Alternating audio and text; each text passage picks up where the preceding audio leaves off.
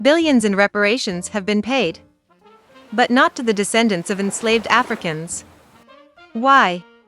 In this video, we uncover the truth about reparations. Who has received them and why African Americans have been left out. Greetings and welcome, history seekers. I'm Carolyn A. from GettingToTheRoots.com.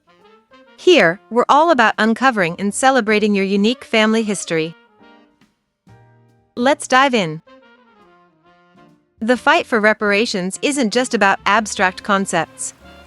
It's about real lives, real losses, and real injustices for over 400 years. My own family's story is a stark example. Around 1884, my great-grandparents acquired 160 acres of land through the Homestead Act. He didn't just sit on that land. He invested his labor and his dreams. By 1888, he had cleared 25 acres, built a dwelling with a kitchen, a smokehouse, 2 stables, and planted 6 different crops. This wasn't just land. It was a home, a livelihood, a future. But that future was stolen. He was forcibly run off his land. All of that hard work, all of that potential, vanished. And the question remains: can other families, like mine, be compensated for that loss? For the generational wealth that was denied? And the over 200 years of forced labor? Not to mention the millions lost in the Middle Passage along. Reparation rights have not remained static. They have transformed, expanding beyond the idea of simply handing over a check.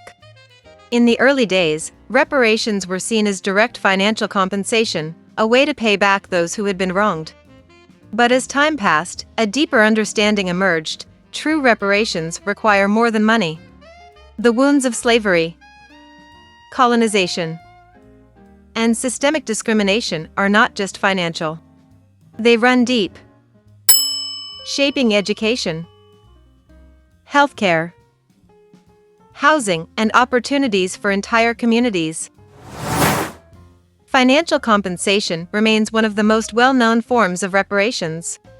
Governments and institutions have, in some cases, offered direct payments to descendants of those who suffered historic injustices.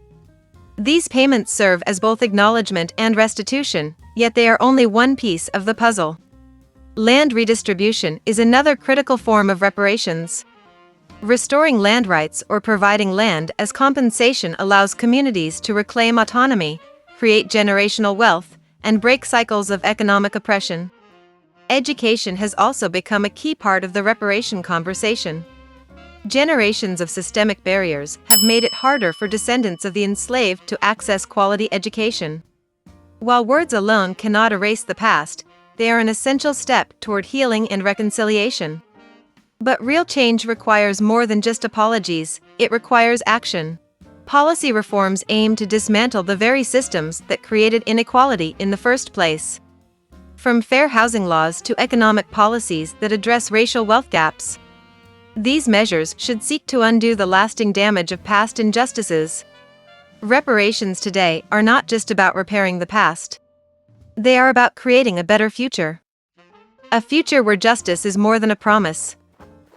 It's a reality. Now that we understand how reparations have evolved, it's time to ask: what makes the case for reparations so strong? The answer lies in both law and morality, two forces that have shaped the fight for justice. The call for reparations is not just an emotional appeal. It is backed by law. Throughout history, governments and institutions have tried to ignore or dismiss the demands for justice. But international human rights laws recognize that when crimes against humanity occur, those affected have the right to seek redress. Legally, the concept of reparations draws its strength from a series of global agreements that enshrine the right to a remedy for victims of gross human rights violations.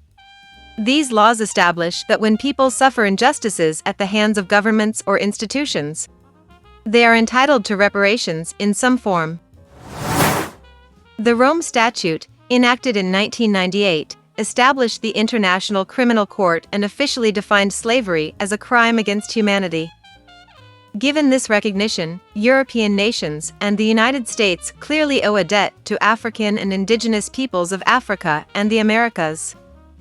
Not only for slavery, but also for the millions of lives lost and entire tribes wiped out by colonization, brutality, and forced displacement. However, this law cannot be applied retroactively, meaning it does not cover historical crimes like the transatlantic slave trade, which is unfair and cruel. While this is often used as an excuse to avoid reparations, it does not erase the legal precedent that slavery is a crime requiring attention.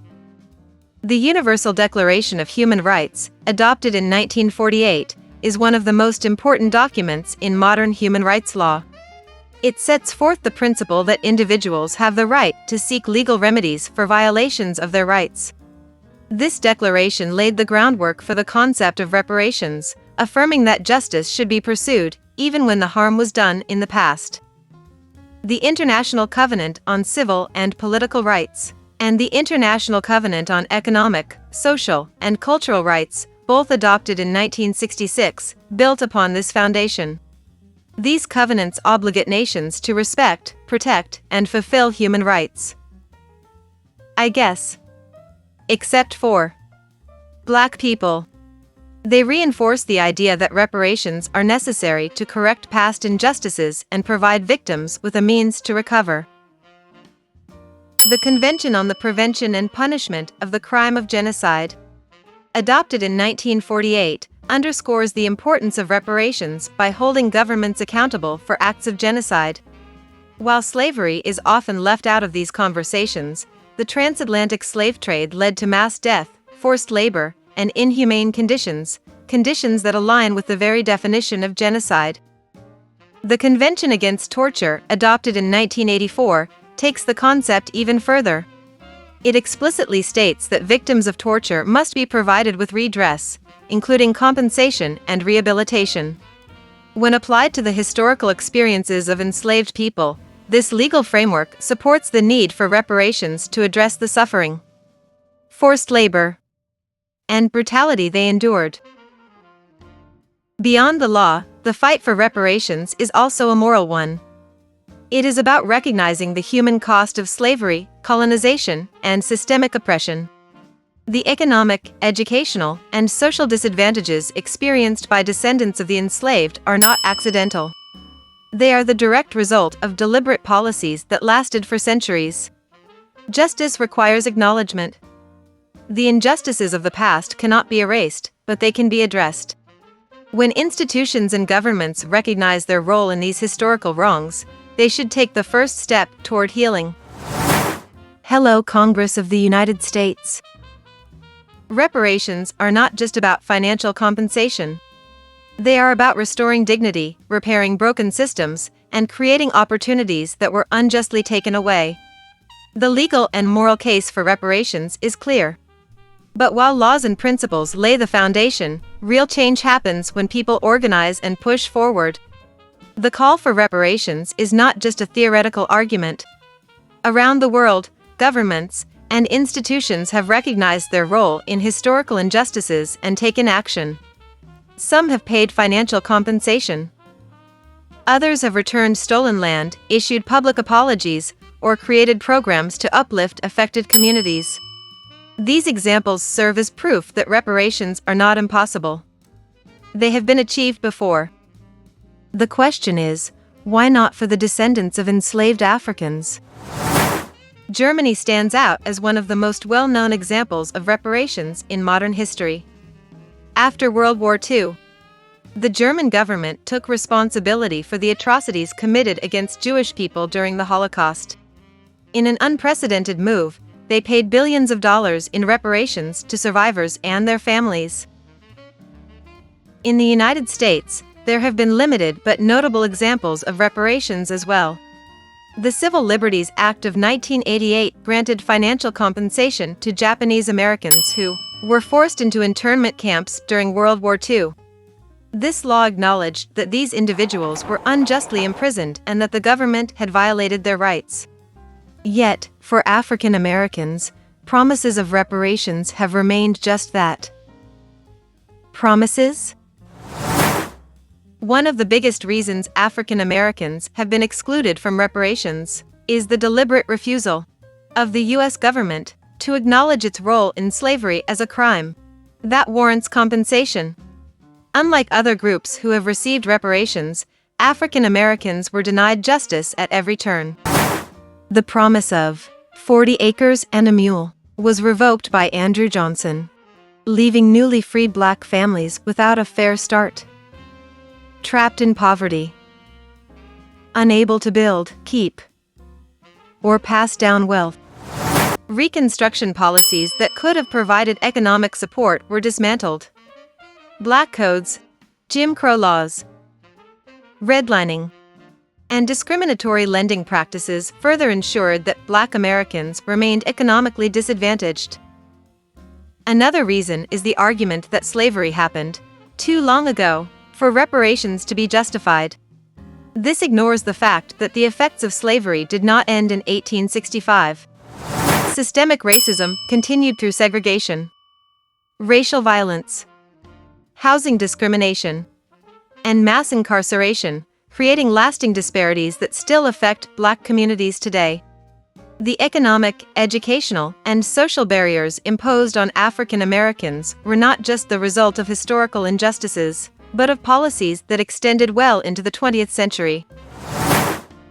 Unlike Japanese Americans who received reparations, or Jewish Holocaust survivors compensated by Germany, African Americans have been told that addressing slavery is too complicated, too expensive, or politically unfeasible.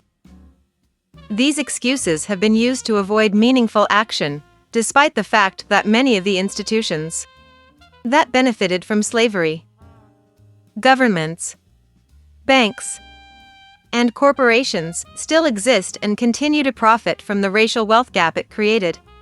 Even when efforts for reparations have gained traction, they have often been symbolic, rather than substantive. While some states and cities have issued apologies or formed commissions to study reparations, no widespread, federally funded program has been enacted to compensate descendants of the enslaved. Why?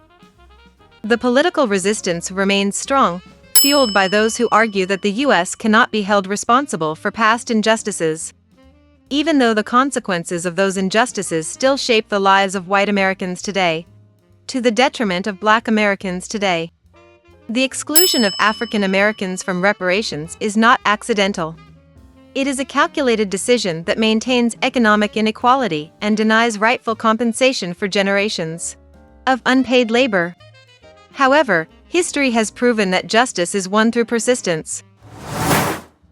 As we consider reparations, let's also remember that true justice comes when the voices of those who've been historically silenced are finally heard. It's clear we need more African American and Native American representatives in Congress.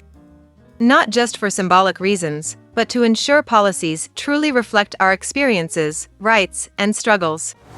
Representation is crucial for achieving justice that has been delayed far too long. To strengthen the fight for reparations, it is critical to build strong, evidence-backed cases that prove direct lineage to enslaved ancestors. This is why genealogy plays such a crucial role in the reparations movement. Because those who can prove their ancestry will be best positioned to demand what is rightfully theirs. If you're ready to trace your family's roots and strengthen your claim, subscribe to my dedicated genealogy channel at Carolyn A. Thompson. Your African American ancestry starts here. There, you'll find step-by-step guides and tools to help you uncover your family history. Also, don't forget to grab my reparations checklist, pinned in the comments. It's designed to help you document your ancestry for this important cause.